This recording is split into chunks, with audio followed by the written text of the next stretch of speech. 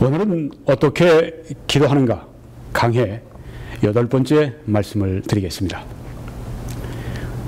오늘은 기도의 응답의 장애물들 첫 번째 말씀을 드리겠습니다.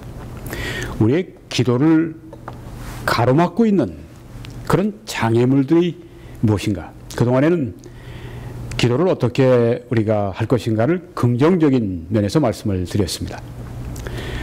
오늘부터는 우리의 기도의 응답에 장애가 되는 것들, 부정적인 측면에 대해서 말씀을 드리겠습니다. 오늘 두 가지 장애물 말씀을 드리겠습니다. 우리가 이 장애물을 알고 뛰어넘어서 계속해서 우리가 잘 달려갈 수 있기를 바랍니다. 믿음의 경기에서 또 우리 기도의 경주장에서 기도의 이 삶에 우리가 승리하는 그런 경주자들이 되기를 바랍니다. 기도의 응답을 가로막는 두 가지 장애물. 첫 번째는 이기적인 기도의 목적입니다. 두 번째는 우리 삶 가운데 있는 처리되지 않은 죄입니다. 먼저 우리 기도의 첫 번째 장애물, 우리가 기도를 드리는데 나를 위해서 기도를 드립니다. 나의 어떤 유익과 나의 즐거움을 위해서 기도를 드립니다. 이런 이기적인 기도의 목적을 우리가 가지고 있으면 성경에 분명히 말씀하시기를 기도의 응답이 없을 것을 말씀하고 있습니다. 성경은 분명하게 이 기도의 장애물들에 대해서 말씀해 주고 계십니다. 야고보서 4장 3절에 보면은 이런 말씀이 먼저 있습니다. 이 말씀 앞에 너희가 얻지 못하면 구하지 아니하며 라고 말씀을 했습니다. 왜 우리가 받지 못하는가? 성경은 구하지 않기 때문이다. 기도하지 않기 때문이다. 하나님을 의지하지 않기 때문이다. 그렇게 말씀을 하고 있습니다. 하나님께서 우리들에게 주시기를 원하실 때 그 수단 방법으로 하나님은 기도라고 하는 그 수단을 지정해 주셨습니다. 그런데 그것을 소홀히 합니다. 그것을 게을리 합니다. 그렇다면 그 말씀을 순종하지 않을 때 우리가 하나님께서 주시는 그 은혜와 축복을 받기를 기대해서는 안 될 것입니다. 너희가 얻지 못하면 구하지 아니하며 라고 말씀을 했습니다. 얼마나 많은 사람들이 기도가 없습니까? 얼마나 많은 사람들이 기도가 부족합니까? 어떤 사람들은 열심히 기도해도 받지 못하는 경우가 있습니다. 여기에 보니까 구하여도 받지 못하면 구하지 않기 때문에 받지 못하는데 이제 구하여도 받지 못하는 이유는 정욕으로 쓰려고, 여기 정욕은 기쁨, pleasures라고 영어로 번역을 하는데요. 너희 기쁨으로, 너희 즐거움으로, 너희 쾌락으로 쓰려고 잘못 구하기 때문이라고 말씀을 하고 있습니다. 하나님께 우리가 기도합니다. 그런데 왜 하나님이 안 주시는가? 그것은 나의 정욕, 나의 기쁨, 나의 즐거움, 나의 쾌락을 위해서 이 기도의 응답을 받기를 원하기 때문이라고 성경이 말씀하고 있습니다. 우리의 수많은 기도를 보게 되면은 자기중심적이고 이기적입니다. 네, 오해하지 마십시오. 우리가 기도하는 것이 완전히 아주 적합한 그런 기도들을 우리가 할 때가 종종 많이 있습니다. 부당한 우리가 기도를 한다고 해서 한 말씀이 아니라 아주 적합한 것들을 하나님 앞에 우리가 구합니다. 또 그것을 주시는 것이, 우리가 구하는 것을 주시는 것이 하나님의 뜻인 그런 경우에, 그런데도 왜 응답을 못 받는가? 왜냐하면 그 기도가 응답되는 그 목적이 나의 정욕, 나의 기쁨, 나의 즐거움, 나의 쾌락, 나 중심이 되기 때문이라고 말씀하고 있는 것입니다. 기도의 동기가 완전히 잘못됐습니다. 그래서 기도가 하나님의 보좌 앞으로, 은혜의 보좌 앞으로 올라가야 하는데, 향이 올라가듯이 올라가야 하는데 그만 힘없이 땅에 뚝뚝뚝뚝 우리의 기도가 그냥 땅에 떨어지고 쓸모없고 효력이 없게 된다고 하는 것입니다. 왜 그렇습니까? 너희가 받지 못하면 너희 정욕으로 쓰려고, 너희 기쁨으로 쓰려고, 너희 즐거움으로 쓰려고, 너희 쾌락으로 쓰려고 잘못 구하고 있다고 말씀을 했기 때문입니다. 기도의 목적, 기도의 동기, 이것은 기도의 내용 못지않게 중요하다고 성경이 말씀해 주고 있습니다. 그러면 기도하는데 우리가 참된 그 이유와 동기와 목적이 무엇입니까? 내 기도가 응답이 되면 하나님이 그 일로 말미암아 영광을 받으십니다. 이것이 기도의 참된 목적입니다. 그러니까 뭐 우리가 하나님께 영광이 되지 않을 그런 제목들을 가지고 기도하는 것은 근본부터가 잘못된 것이죠. 기도의 참된 목적. 근데 하나님이 저의 기도를 들어주시면 하나님이 영광을 받으십니다. 이것이 참된 목적이라고 하는 것입니다. 기도의 잘못된 동기가, 잘못된 목적이 이런 것입니다. 자신의 즐거움, 자신의 만족감을 위해 구하는 것입니다. 돈을 구해도 마찬가지입니다. 우리가 재정을 많이 구하지 않습니까? 재정을 안 구하는 것 잘못입니다. 그것은 재정을 하나님께 의지하지 않고 있다고 하는 표시가 될 수가 있습니다. 재정을 구해야 합니다. 학생들은 학자금을 부모에게 탄다고 생각하지 말고 하나님께 구해서 부모님을 통해서 오는 것을 믿어야 합니다. 비즈니스 하는 사람들은 그 클라이언트로부터, 손님으로부터, 또 바이어로부터, 구매자로부터 그 돈이 나에게 주어진다고 생각하지 말고 하나님께서 주시는데 그런 모든 과정을, 그런 모든 수단을 통해 주신다고 믿어야 합니다. 그러니까 우리가 그 사람에게 팔기 전에, 우리가 그 사람에게 서비스를 제공하기 전에 하나님 앞에 나가서 구해야죠. 하나님, 필요를 채워주십시오. 저와 저희 가정의 필요를 채워주시는 것뿐 아니라 우리 교회의 필요를 채워주시는 것뿐 아니라 세계 선교를 위해서 그렇게 일하고 있는 그것들을 위해서 쓰여지게 해 주십시오. 네. 기도를 할 때 돈을 구해도, 뭐 다른 걸 구해도 자신의 즐거움, 자신의 만족감을 위해 구하는 것이 아닙니다. 구하여도 받지 못하면 정욕으로, 기쁨으로, 즐거움으로, 쾌락으로 쓰려고 잘못 구하기 때문이라. 예를 한번 든다면 우리 자매님들 경우가 이렇습니다. 남편의 구원을 위해서 기도하는 자매님들이 참 많습니다. 지금 여기 사진에 보게 되면은, 중앙에 제 조카가 있습니다. 그때가 초등학생이죠, 아마. 네. 근데 지금은, 군에 복무를 하고 있습니다. 플로리다에서 찍은 사진인데, 배에서 찍은 사진입니다. 그 옆에 이제, 뭐 결혼을 했음직한 그런 남자가, 미국인 남자가 있네요. 자, 여기 자매님들은 다 자기 남편을 생각하십시오. 자기 남편의 구원을 위해 기도하는 거, 잘하는 거죠. 또 아주 적절한 기도의 제목입니다.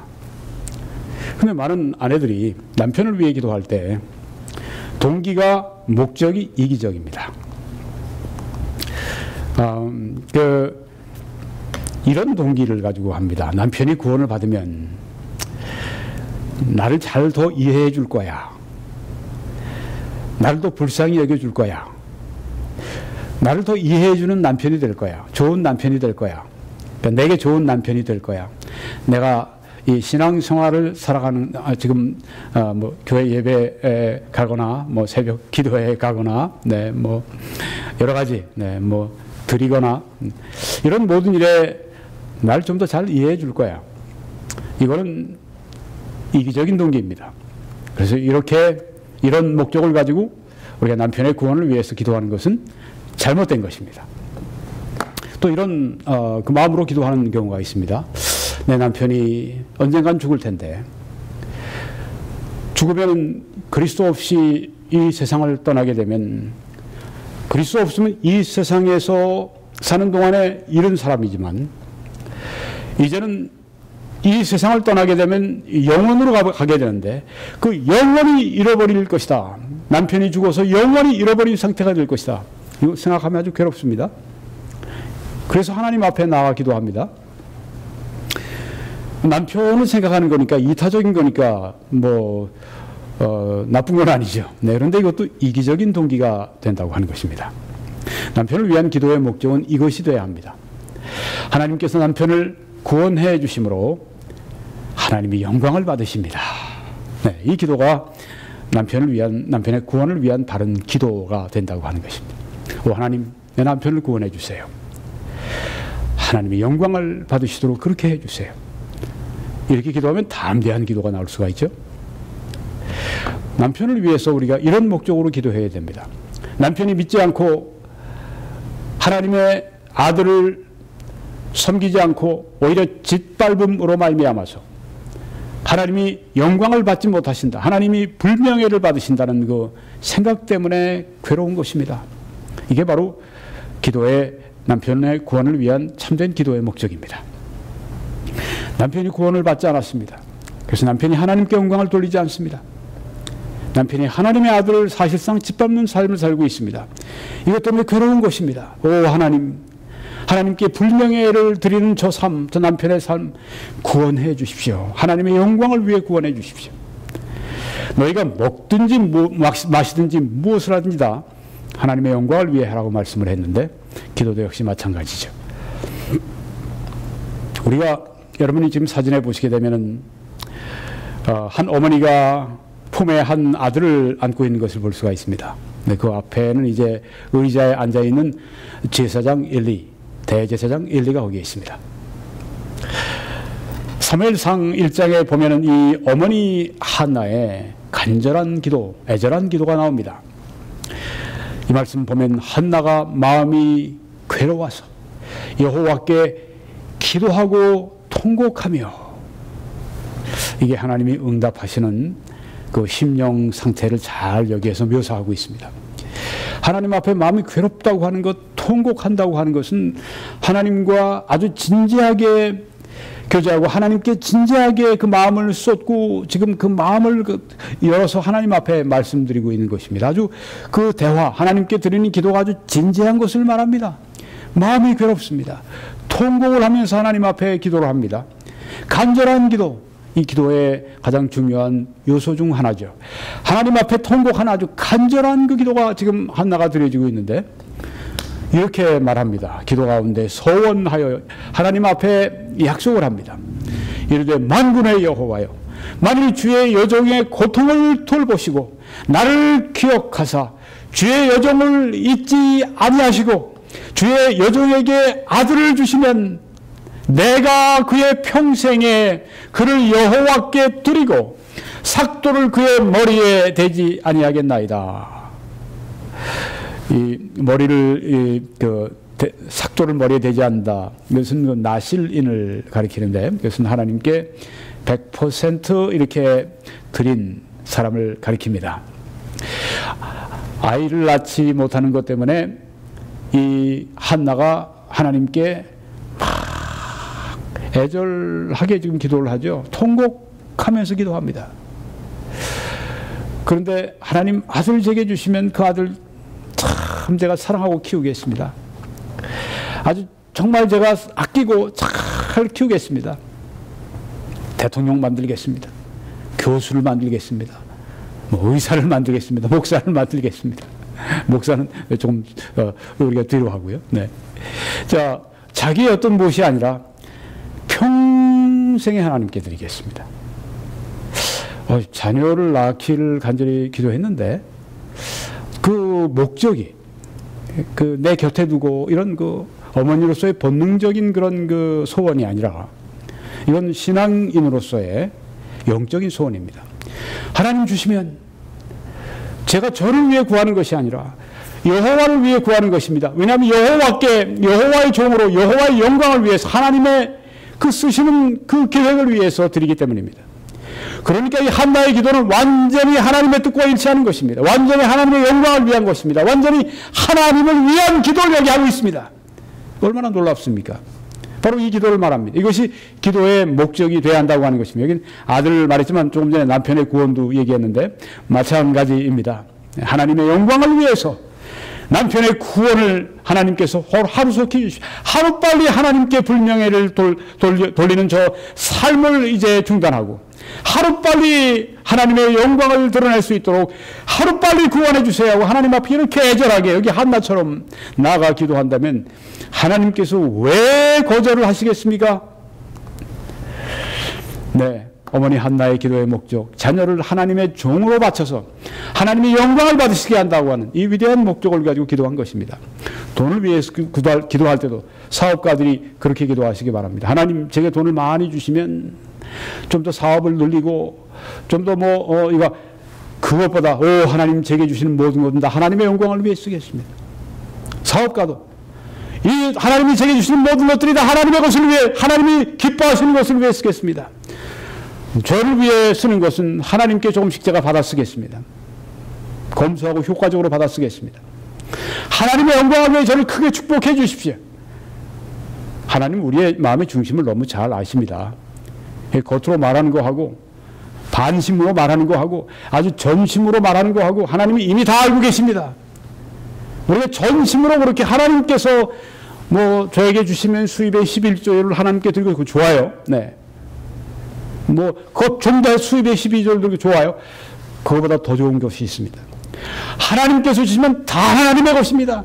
하나님이 원하시는 그 일에는 나는 아낌없이 드리겠습니다.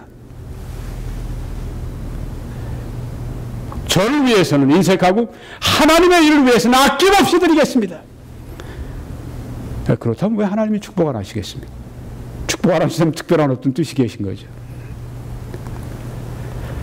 우리가 또 부흥을 위한 기도를 합니다. 성도들이 부흥을 위한 기도, 목회자들이 부흥을 위한 기도를 합니다. 부흥은 무엇입니까? 하나님의 영이, 영광의 영이 임재해 주시는 것입니다. 하나님의 영이 우리에게 부어주시는 경험, 아주 충만하게 하나님의 생명이 우리를 지배하시고 그래서 우리 영혼이 깨어나는 걸 말합니다. 이게 부흥입니다. 사람들은 부흥을 숫자적인 거로 그렇게 오해를 합니다. 부흥은 우리 심령과 관계된 문제입니다. 우리 심령이 하나님을 향해 깨어나고 살아나고 영적인 것들 향해서 깨어나고 영적인 것이 생생하게 이제는 나에게 그 가치가 보여주고 하나님의 영광을 위해 살고, 이게 부흥입니다. 자, 이 부흥은 하나님을 기쁘시게 하는 것입니다. 또 하나님의 뜻과 일치합니다. 그런데요, 이 부흥을 위한 많은 기도가 순전히 이기적인 목적을 가지고 드려질 수가 있다고 하는 것입니다. 또 그렇게 많이 하고 있습니다. 부흥을 하면 하나님 부흥을 주세요. 그럼 우리 교회가 수적으로 많이 불어날 것입니다. 네, 부흥이 임하면 수적으로 불어나게 되죠. 설교자들이 부흥의 능력이 임하게 되면 더 많은 사람들이 그 설교에 귀를 기울이게 됩니다.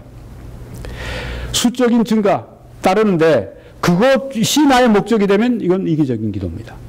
또 지역사회에서, 우리 교회가 있는 그 지역사회에서 우리 교회가 더 많은 능력과 더 많은 영향력을 소유할 수 있도록 부흥을 주십시오. 이건 이기적인 기도라고 하는 것입니다.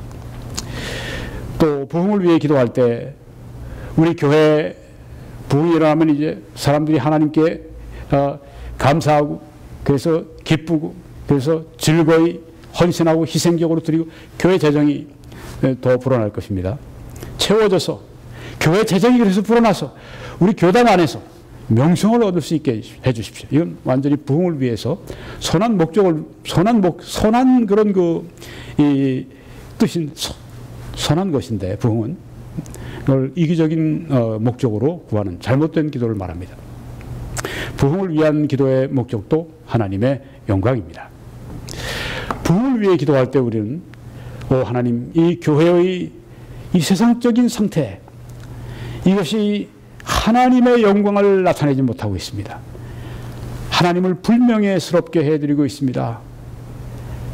이 교회의 이 세상적인, 교회가 아주 세상적으로 바뀌어가지고 이게 교회가 세상인지 세상이 교회인지 모를 정도로 이렇게 아주 세상적인 상태가 될 때, 타락해버릴 때 하나님께 영광을 돌리지 못하고 하나님께 불명예를 드립니다. 그것 때문에 마음이 안타까워서 하나님 앞에 부흥을 위한 기도할 때 그것은 바른 목적으로 하는 것이기 때문에 응답이 안 올 수가 없죠. 또 부흥을 위한 기도의 목적은 불신자들이 짓는 그 허다한 죄들, 그리고 그 가운데 그 시대에 아주 그 교만한 불신자들이 있습니다. 교육을 많이 받고 머리도 똑똑하고 말도 잘하고, 그래서 글도 잘 쓰고 아주 불신앙을 표현해서 말하고 표현하고 글도 쓰고 해서 아주 교만한 불신앙, 죄들 이런 것들이 바로 세상의 범람에서 하나님이 불명예를 받으십니다. 하나님이 영광을 받지 못하십니다. 오 하나님, 하나님이 영광을 받으시는 바로 그 이 역사를 위해 부흥을 주십시오. 이 기도의 바른 목적입니다. 또 부흥이 일어나지 않으니까 이 하나님의 약속이 헛된 것처럼 보입니다. 미미하고 시시하고 유약하고 기도의 응답도 없고 뭐 이 전도의 열매도 없고 그냥 이 성경에 있는 모든 약속들이 다 헛된 것처럼 그렇게 이 타락한 교회, 미약한 이런 그 영적인 이 사람들, 그래서 하나님이 불명예를 받으십니다. 하나님이 영광을 받지 못하십니다. 오 하나님, 하나님의 약속이 빛나게 해 주십시오. 그래서 부흥이 오게 해 주십시오. 이 기도를 하나님께서 왜 듣지 않으시겠습니까? 또 우리는 그리스도의 교회, 그리스도의 영을 부어주심으로 말미암아 하나님이 영광을 받으시게 해 주십시오. 이건 부흥을 위한 기도의 바른 목적입니다. 부흥을 위해 우리가 기도할 때 그릇된 동기가 아니라 여기 이처럼 바른 동기로 우리가 기도하면 하나님이 하나님의 방법으로 하나님이 원하시는 만큼 하나님이 원하시는 때 하나님이 원하시는 곳에 부흥을 항상 주십니다. 또 우리가 이런 기도를 드립니다. 성령을 위해서 우리가 기도합니다. 성령은 우리 모든 영적인 축복의 근원이십니다. 모든 영적인 축복을 우리에게 전달해 주십니다. 성령을 위한 많은 기도가 필요하지만 많은 경우에 이기적인 동기로 드려진다고 하는 것입니다. 자, 이 성경에 보게 되면은 성령을 구하는 자에게 성령을 주시는 것은 분명한 하나님의 뜻입니다. 구원받은 사람들은, 예수 믿는 사람들은 그 심령 안에 성령이 오셔서 거하시고 이제는 몸은 성령의 전이 되었습니다. 너희에게 성령을 주시리니 영원히 너희와 함께 하신다고 말씀했습니다. 떠나지 않으십니다. 이게 성경의 가르침입니다. 사람들이 무엇을 말한 건 어떤 뭐 좀 유명한 설교자가 무엇을 말하건 소용없어요. 어떤 뭐 굉장히 알려진 신학자가 뭐 다른 얘기해도 소용없다니까요. 하나님의 말씀을 믿어야죠. 뭘 믿습니까? 하나님 말씀을 잘못 품고 잘못 믿고 있는 걸 왜 그걸 믿어요? 어리석게. 하나님 말씀대로 믿어야죠. 영원토록 너희와 함께 하신다고 말씀하셨는데 거기서 뭘 갖다가 또 빼겠습니까? 네, 구하는 자에게 성령을 주시는 게 하나님의 분명한 뜻입니다. 이것이 누가복음 11장 13절에 있습니다. 너희 하늘 아버지께서 구하는 자에게 성령을 주시지 않겠느냐. 이 성령은 물론 예수님을 구주로 믿으면서 성령을 받는 그런 것도 여기 포함되겠지만 또 그뿐이 아니라 성령의 능력, 성령의 열매, 성령의 이 사역, 성령이 하시는 모든 역사, 이것을 우리가 구하는 것이 이 말씀에 다 포함되어 있습니다. 성령을 주십시오. 성령의 역사가 나타나게, 성령의 나타나심이 있게 해 주십시오. 이 성령의 역사하심, 이 성령을 왜 주시지 않겠냐? 누구에게? 구하는 자에게 주신다고 했습니다. 교회사를 통해서 보면 이것이 분명한 진리로 드러납니다.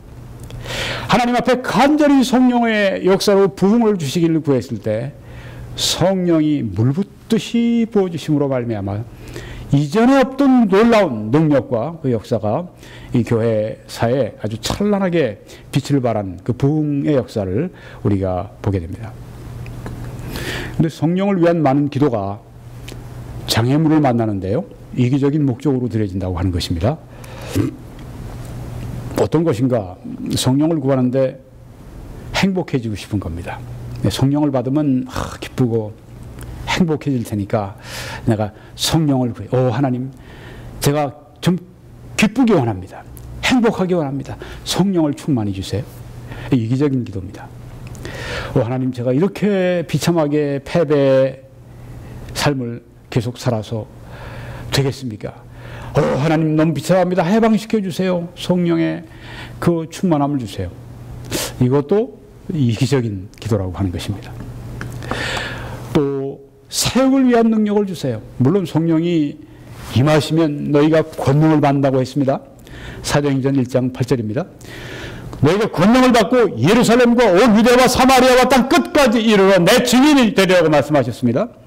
성령이 임하시면 사역의 능력이 나타납니다만은 그냥 사역을 위한 능력만 받으려고 그러는 거예요. 그리고 다른 여러 가지 이기적인 목적들을 가지고 성령을 자꾸만 구합니다. 성령을 받게 되면 내가 유명해지겠지.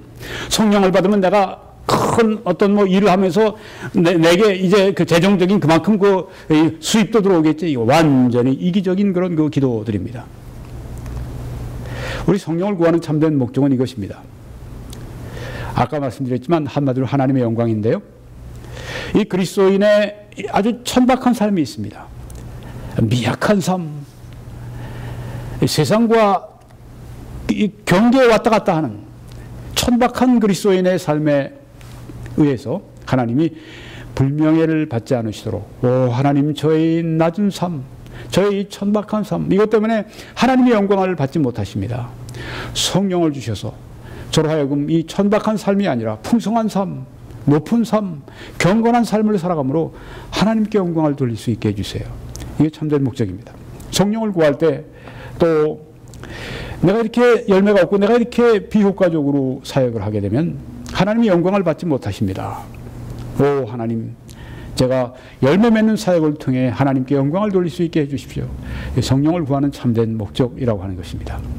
능력을 구하되 그냥 능력만 받으려고 하는 것이 아니라 이 능력을 받음으로 하나님께 영광을 돌리기를 원하는, 소원하는 그 능력을 받는 이유가 내가 유명해지고 내가 뭐 어떤 그 사람들 앞에 뭐 아주 능력 있는 사람으로 이제 인정받고 우쭐하고, 이게 전혀 아니라 능력이 저기 임해서 하나님께 영광을 돌릴 수 있게 해주세요. 저의 이 하나님의 성령의 능력이 임함으로 이 증거되는 말씀이 축복이 되게 해주세요. 그 유명한 지난 세기에 미국의 또 세계적으로 가장 능력 있는 강력한 설교자 가운데 한 분이 잭 하일스 목사님인데, 그분이 이런 말씀을 이런 기도를 종종 하죠. 설교하기 전에 하나님, 오늘 저는 말을 잘하고 제가 오늘 웅변을 하고 제가 사람들에게 아주 기분 좋게 하고 사람들 아주 여러 가지로 이렇게 그 위로하고, 그런 것보다 저는 사람들에게 블레싱, 축복이 되기 원합니다. 바로 그것입니다. 사람들에게 축복이 되기 원합니다. 그래서 하나님께 영광이 되기 원합니다. 성령을 구하는 참된 목적, 우리 삶에 성령이 임하시면 새로운 아름다움이 있습니다. 성령의 열매는 사랑, 희락, 화평, 오래 참음, 자비, 양선, 충성, 온유, 절제니 성령의 새로운 우리 삶에 주시는 아름다움입니다. 또 사역에 새로운 능력이 나타납니다. 그러면 결과로 하나님이 영광을 받으십니다. 네, 승리의 삶, 승리의 사역. 그래서 하나님께 영광을 돌릴 수 있도록 하나님 성령의 충만함을, 성령의 권능을 제게 해주십시오. 이건 성령을 구하는 참된 목적이라고 하는 것입니다. 우리가 에베소 3장에 보게 되면 사도 바울이 이렇게 기록을 했습니다. 그의 영광의 풍성함을 따라 그의 성령으로 말미암아 너희 속 사람을 능력으로 강건하게 하시오며, 네, 성령의 역사를 여기 말합니다. 그 다음에 21절에 보니까 교회 안에서와 그리스도 예수 안에서 영광이 대대로 영원 무궁하기를 원하노라. 아멘. 네. 영광이 그리스도께, 하나님께 영광이 돌려지기를 원한다. 네, 성령의 충만한 역사가 에베소 성도들에게 임하기를 간절히 기도하면서 그 결과 이제 교회 안에서 그리스도 예수 안에서 영광이 대대로 영원 무궁하기를, 하나님께 영광이 되기를 원하는 그 기도로 마치는 것을 볼 수 있습니다. 네, 성령을 구할 때 하나님의 영광을 위해서 우리가 구해야 되겠습니다. 이제 첫 번째 기도의 장애물, 기도를 드릴 때 이기적인 목적으로 나의 정욕, 나의 기쁨, 나의 즐거움, 나의 쾌락, 나의 유익, 이런 것을 위해서 구하는 것이 아니라 장애물이 되고 응답받지 못하는 이유가 되니까. 이제 두 번째 장애물, 죄에 대해서 말씀을 드리겠습니다. 이사야 59장에 보면 여호와의 손이 짧아 구원하지 못하심도 아니요 귀가 둔하여 듣지 못하심도 아니라 그 말씀을 했습니다. 오직 너희 죄악이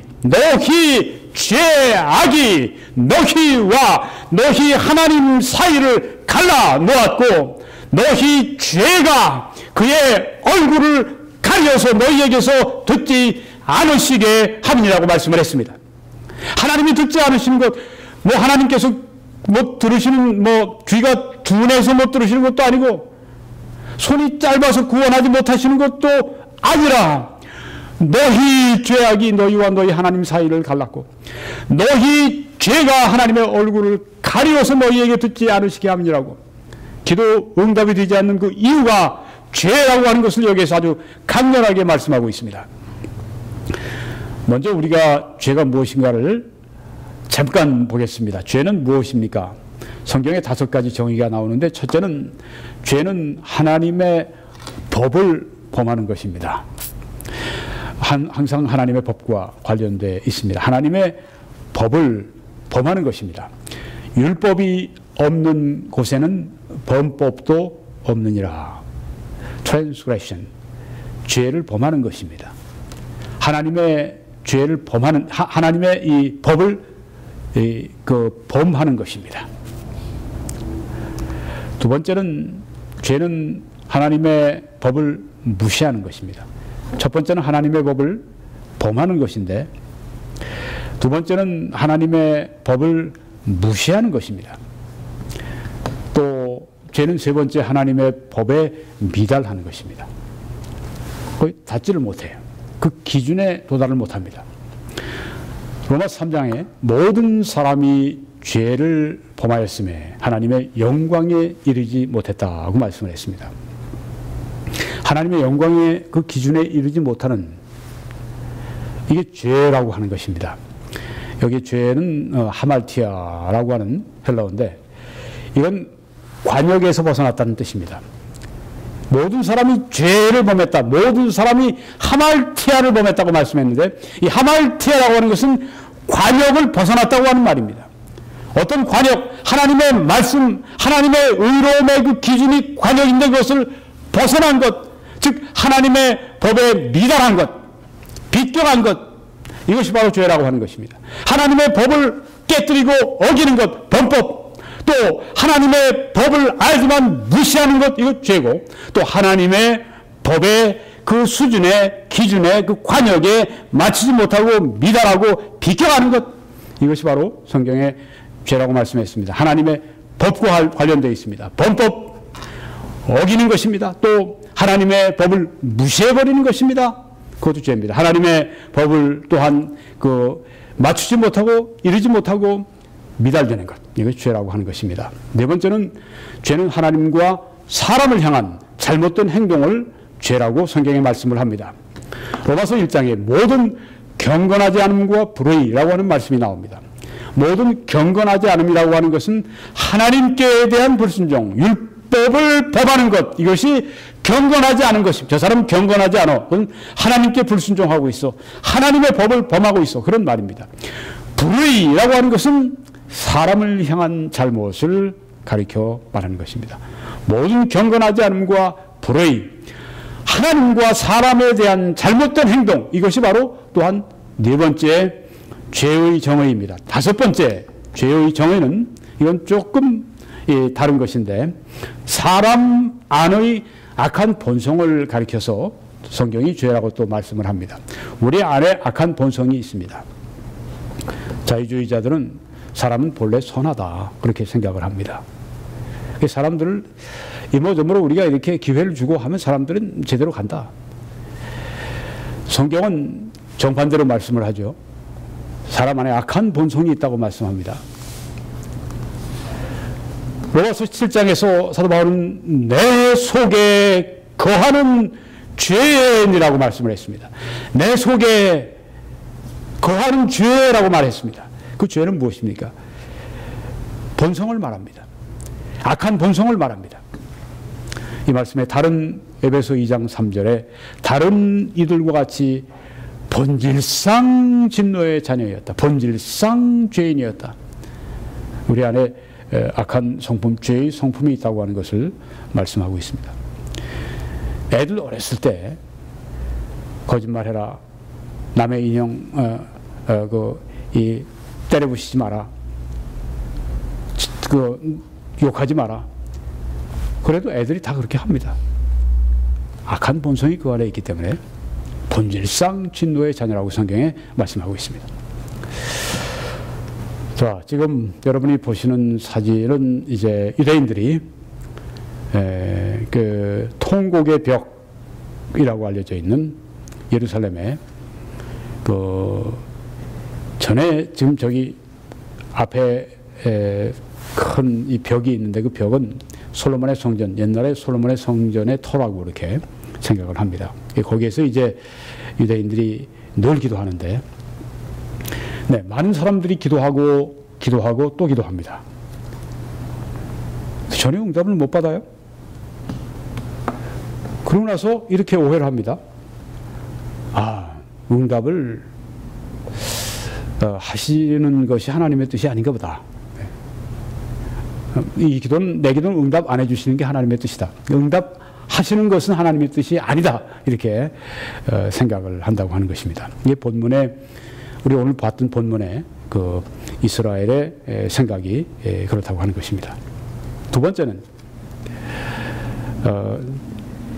이렇게 또 생각을 합니다. 기도가 응답이 안 되면, 기도에 응답해 주시는 그 하나님의 그때, 그건 이미 끝났나 보다.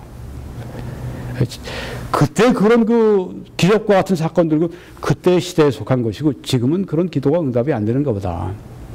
그렇게 이제 또 오해를 하고 또 그렇게 불신앙적인 결론을 내립니다. 오늘 조금 전에 이사야 59장에 나오는 하나님께서 손이 짧아서 구원을 못 하시나? 하나님 귀가 이제는 둔해지셔서 못 들으시나? 이 이스라엘의 오해였다고 하는 것입니다. 네, 여호와의 손이 짧아 구원하시지 못하는구나. 여호와의 귀가, 하나님의 귀가 둔해서 이제는 듣지 못하시는구나. 이 성경은 여호와의 손이 짧아 구원하지 못하심도 아니요, 귀가 둔하여 듣지 못하심도 아니라고 말씀을 여기 했습니다. 수많은 사람들이 헛되게 부르짖습니다. 주여, 주여, 여호와 하나님, 하나님, 아버지, 아버지. 헛되이 부르짖어요. 왜 그렇습니까? 그들의 삶에 있는 죄악 때문에 그렇다고 하는 것입니다. 이 죄악을 그냥 가지고 있으면서 하나님께 아버지, 아버지하고 아무리 절규하고 아무리 부르짖어도 소용이 없습니다. 왜? 그들의 안에 아까 말씀하신 것처럼 너희 죄악이 하나님과 너희 사이를 내었고 너희 죄가 하나님의 얼굴을 가리워서 듣지 않으시게 한다고 이 본문의 성경에 하나님의 성령으로 이 이사야가 받아 우리에게 주신 말씀이 여기 있지 않습니까? 수많은 사람들이 헛되이 부르짖습니다. 왜냐하면 그들의 삶 가운데 있는 죄악 때문에 하나님의 얼굴을 가리워서 듣지 않으신다고 하신 말씀을 모르고 있기 때문입니다. 우리의 죄, 자백하지 않은 죄, 우리가 스스로 심판하지 않은 죄, 그 과거의 어떤 그 죄들 아직 자백하지 않았습니다. 아직 그걸 심판하고 버리지 않았습니다. 그래서 이 기도가 응답이 안 되고 있다고 하는 것입니다. 또 혹은 현재 간직한 죄가 있습니다.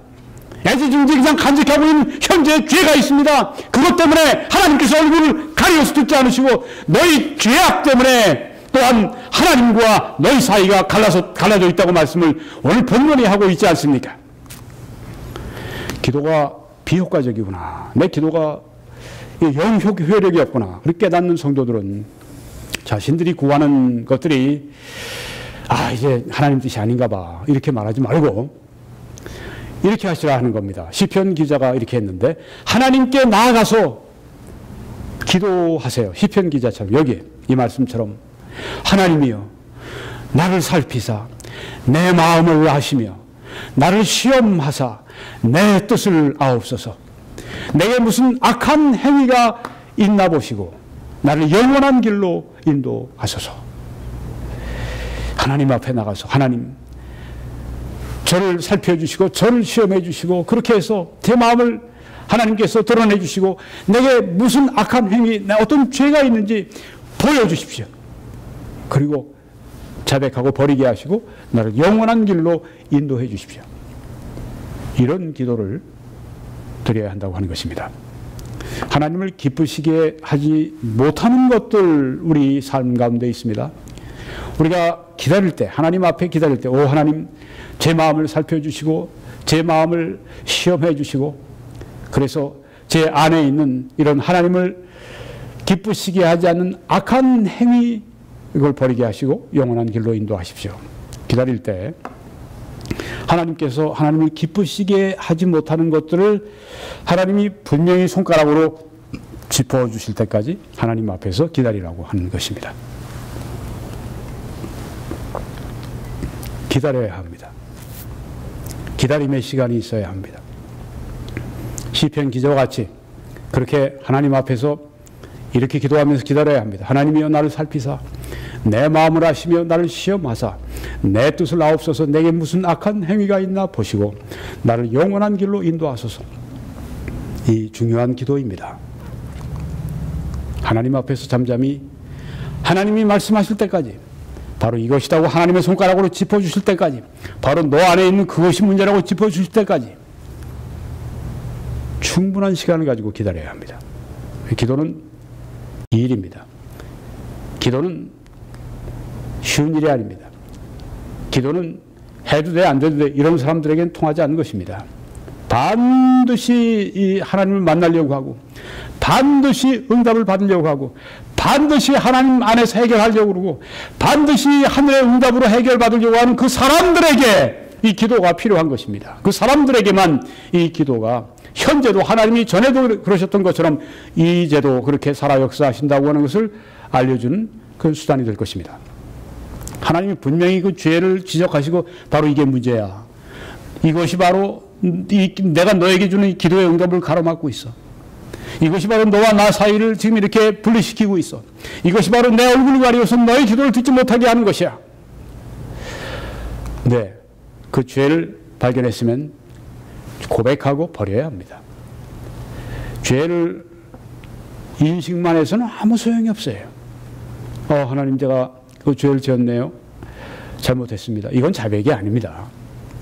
성경이 말씀하는 자백은 그것이 아닙니다. 성경은 그 죄에 대해서 깨닫고 애통해하고 그리고 버리는 이것이 자백입니다. 요한 1서 1장 9절의 자백을 오해하는 사람들이 많이 있습니다. 그냥 하나님 제가 잘못했습니다. 이게 아닙니다. 이렇게 해서는 신앙생활의 발전이 잘 되지가 않습니다. 죄로부터 멀어지는 게 신앙생활인데 죄를 미워하지 않고 어떻게 내가 성장할 수 있겠어요? 그 죄에 대해서 마음 아파해야 됩니다. 알고 깨닫고 마음 아파하고 버려야 합니다. 버리고 버려야 합니다. 계속 버리고 또 버리고 또 버리고 이게 신앙생활이죠. 이게 천성 올라간 우리가 순례에 가는 길이죠. 버리고 또 버리고 버리고 또 버리고 맨날같이 매일같이 우리가 이 죄를 고백하고 자백하고 버리고 돌아서고 회개죠. 그리스도인의 회개입니다. 어떤 사람들은 그리스도인은 자백만 하면 된다. 회개는 필요 없다. 잘못 가르칩니다. 그리스도인은 구원을 받기 위해서는 단 한 번의 회개가 필요하지만 단회적으로 회개하지만 돌이키고 마음을 바꾸지만 그리스도인의 삶을 위해서는 10번이고 100번이고 20번이고 1000번이고 10,000번이고 100,000번이고 계속해서 이 성화를 위한 회개는 계속 반복이 돼야 합니다. 구원을 위한 속죄를 위한 죄사함을 받기 위한 회개는 일생에 단 한 번뿐입니다. 구원은 단 한 번 받습니다. 이랬다가 또 다시 받고 성경에 그런 거 없습니다.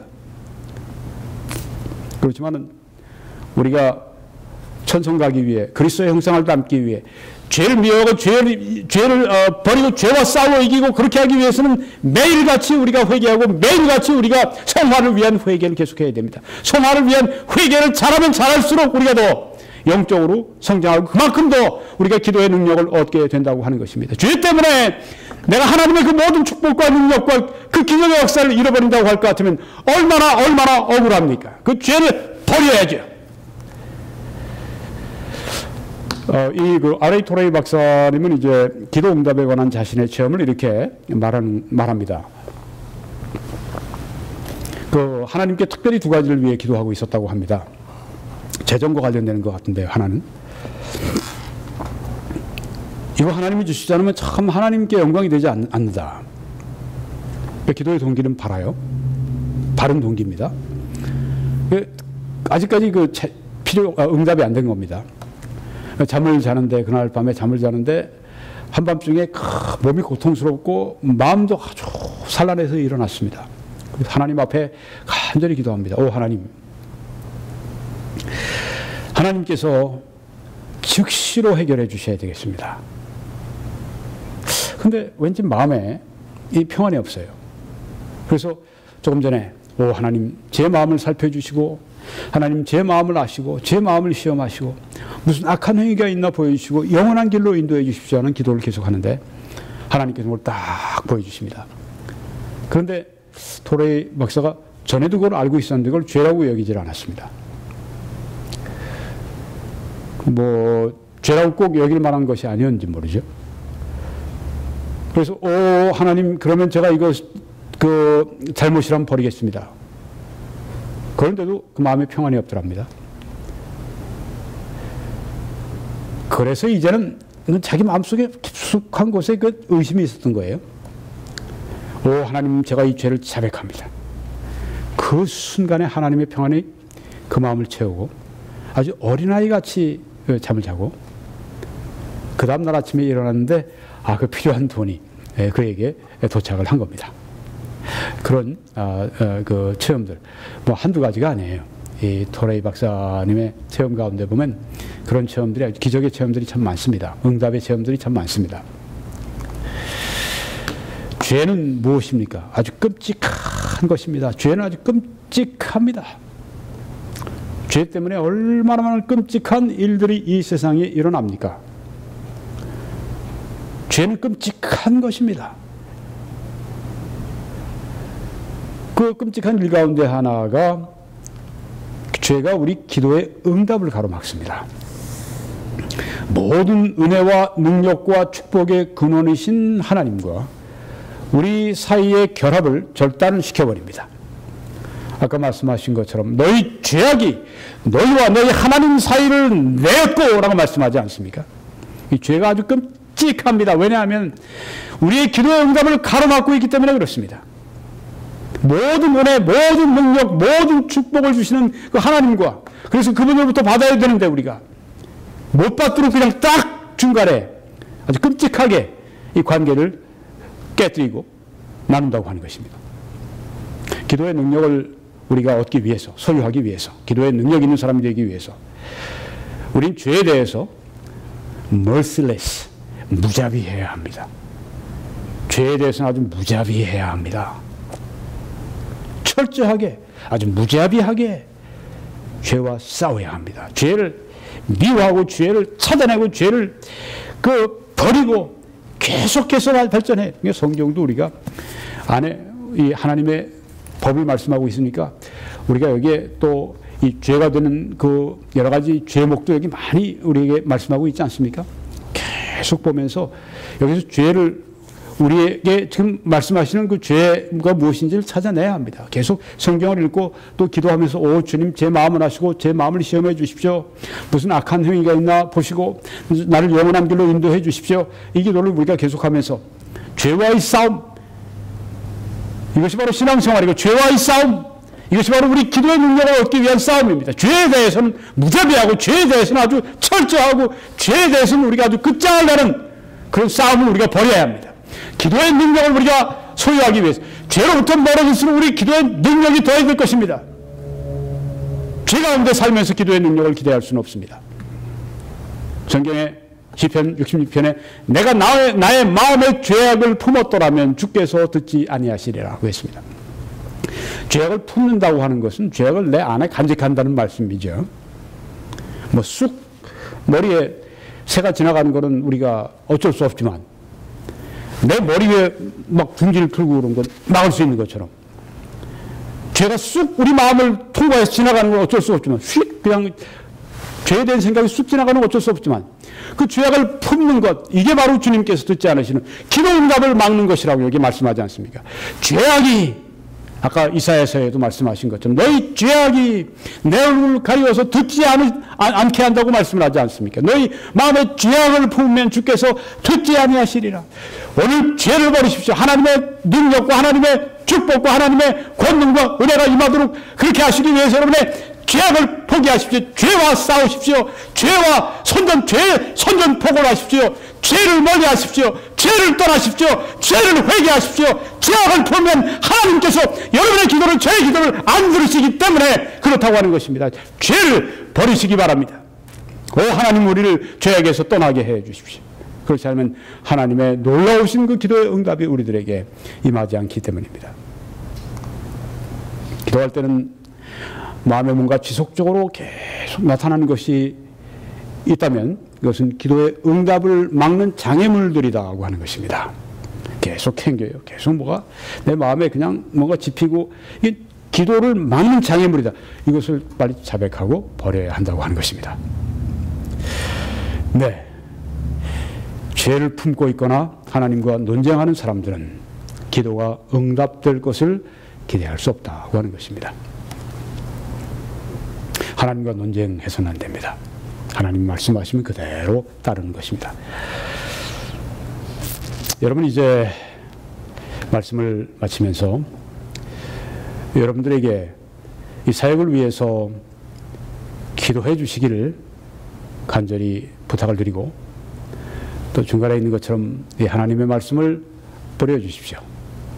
카카오톡이나 이메일이나 등등 여러 가지를 통해서 이 말씀을 좀 전파해 주시기 바랍니다. 그리고 맨 오른쪽에 있는 한 여인이 드리는 이 조각처럼 우리도 하나님께 드리시는 이 사역을 위해, 하나님의 일을 위해 선교 헌금해 주시기를 간절히 부탁을 드립니다. 여러분이 그렇게 하실 때 하나님의 놀라우신 축복이 말라기 3장에 말씀하신 것처럼 하늘 문을 여시고 내가 복을 쌓을 곳이 없도록 너희에게 붙지 아니하나 보라고 하신 그 말씀이 문자적으로 여러분과 제가 상상하고 생각하는 것 훨씬 넘치도록 임하시기를 간절히 축원합니다. 이제 www.21church.com으로 들어오셔서 다른 설교들을 들어보시고, 또 왼쪽에 있는 그 메뉴의 맨 아래 클릭하셔서 선교헌금에 관한 정보들을 다 얻으시기를 바랍니다. 오늘 아직까지 예수님을 믿지 않으신 분들은 이 말씀을 꼭 기억하십시오. 우리가 아직 죄인 되었을 때 하나님께서 우리에 대한 자기의 사랑을 확증하셨느니라. 십자가는 하나님의 사랑의 확증입니다. 얼마나 사랑하셨는지, 우리 죄를 담당하시고 우리 죄를 대신 담당하시고 우리를 얼마나 사랑하셨는지, 이 십자가는 하나님의 이 죄에 대한 아주 무서운 심판을 또 보여줍니다. 우리도 이 죄에 대해서 심하게 다루어야 합니다. 하나님은 죄에 대해서 무섭게 심판하시기 때문에 우리도 죄에 대해서 무섭게 우리가 싸워야 합니다. 그런데 또 십자가는 하나님의 우리의 수한 죄를 덮고 극복하는 하나님의 용서하시는 사랑을 보여주고 있습니다. 오늘 이 예수 그리스도를 여러분이 마음을 바꾸시고 회개하시고 예수님을 구주와 주님으로 오늘 초청하시고 영접하시기 바랍니다. 아들을 믿는 자, 곧 그 이름을, 아들을 영접하는 자, 곧 그 이름을 믿는 자들에게는 하나님의 자녀가 되는 권세를 주셨다고 말씀을 하고 있습니다. 네, 이제 하나님의 놀라우신 축복이 여러분들과 함께 하시기를 간절히 축원합니다.